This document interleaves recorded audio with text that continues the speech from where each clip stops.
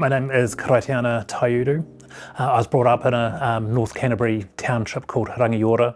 So I spent my time between Rangiora, Kaipoi and Tuahiwi, so the other small settlements or small townships in North Canterbury. I spent a lot of time with my grandparents, being brought up by my European grandparents, and then a lot of time in Kaipoi and Tuahiwi with my Māori grandparents, being brought up in Te Ao Māori. So it was an interesting mixture of growing up in a time period where being Māori wasn't actually cool, and children who went to the marae had derogatory terms about them. Originally I went to school in Rangiora, at Rangiora High School. And then at a certain point, my koro said to my parents that he had money set aside for an education, and I could choose to go to one of the Māori boarding schools in the North Island or a private school in Christchurch. And of course, it was too daunting for me to leave home and go to the North Island, so I chose a private school in Christchurch, St Andrew's College. That was a wake-up call for me, because I come from a working class family, sort of like a rural background, into the city to one of New Zealand's most prestigious private schools, where everyone was middle class, upper class. Trying to fit in was definitely an issue, but in hindsight it's given me the opportunity to be respectful and understand people of all backgrounds and all cultures, so I'm thankful for that. Once I completed my PhD, I started getting a lot more work, but that was based in Wellington.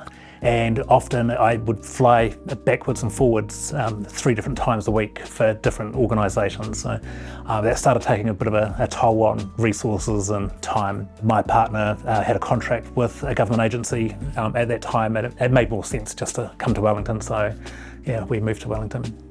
I'm a professional director with the Institute of Directors in New Zealand. And I'm a recognised IT professional with a professional body in New Zealand. And I'm also a Justice of the Peace, so I think that's all the acronyms on my name. So I've spent my whole life advocating for Māori rights and basically being proactive in Te Ao Māori. Then after finishing 7th form, year 13 at high school, I thought I was going to be a lawyer, but I quickly realised that law wasn't for me, although I thought law was going to be the key to help Māori. So then I spent a little bit of time kind of not knowing what I was going to do. And then I got offered a job in the IT industry because I knew how to use a computer, or I knew the very, very basics of a computer, Windows 3 back in those days. And I had the skills that they wanted. And so I basically got free on-the-job training for about a year while I helped create, I think New Zealand's first digital Māori language dictionary. So from there, I saw the World Wide Web becoming into the households, become popular. And I immediately saw the issues that was going to create. So I was advocating for protection with the World Wide Web back in the 1990s. Then I saw social media having those same impacts. And then I realised the data sovereignty movement started up, and I was like, this is important. I need to be part of this. And then of course, a few years ago, when artificial intelligence became a household product, I was like, God, this is where we've gone beyond the point of sitting around waiting for AI. It's we have to do something now. And having delved into AI for over a decade, I was fully aware of what was happening and the consequences. So I guess so the passion, the lessons learned from childhood kept me in this area. I had the opportunity to do a PhD, and I reached out to Whare Wānanga o Awa Nui Aorangi, and it was treated like family straight away. Things progressed really quickly. My first interview was like, well, why do you want to come here? And I was like, so I just said, look, honestly, I explained my story, and I said, I want to be with the experts in mātauranga Māori. I want supervisors who no one's going to question. So that's basically how it started. So one of the projects is working on an ethical AI model for climate change that impacts marae and farms. So we're hoping that this model will be used internationally, so other Indigenous peoples can modify it to what they need.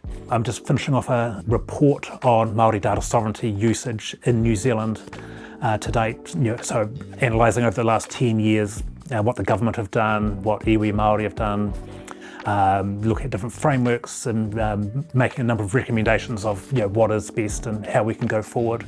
I sit on two academic ethics committees, so my role there is to provide a Te Ao Māori view with AI and data.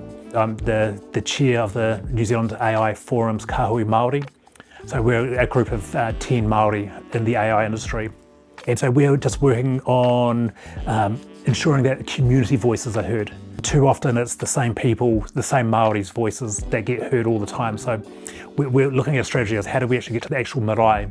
How do we get to those communities who will benefit from AI, who don't have a voice and probably won't get a voice otherwise? So, some of the work we've done there as well is we've ensured that the constitution is changed to recognise Te Tiriti.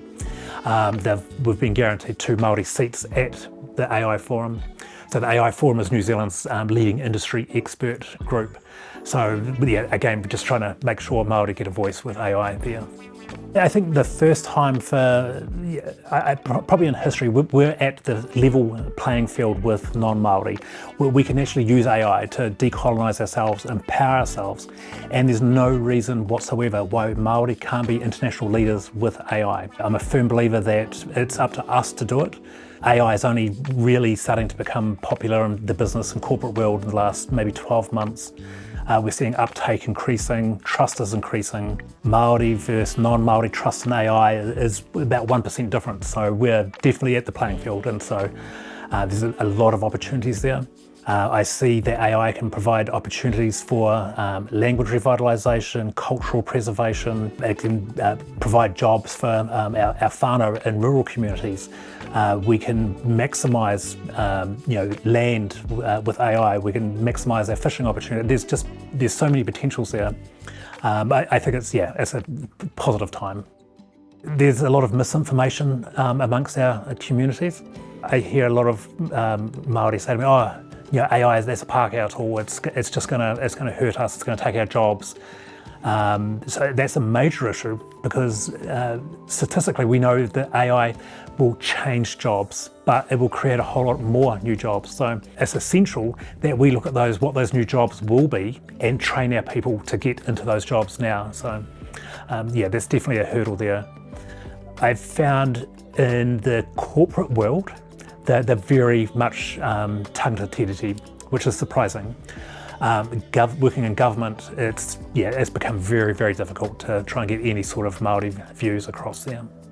If mainstream education didn't work properly for you, I definitely recommend going to the wānanga.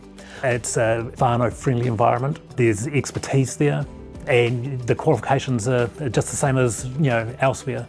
Especially if you want a grounded qualification in reo Māori or a kaupapa Māori topic, the wānanga is 100% the best place to be.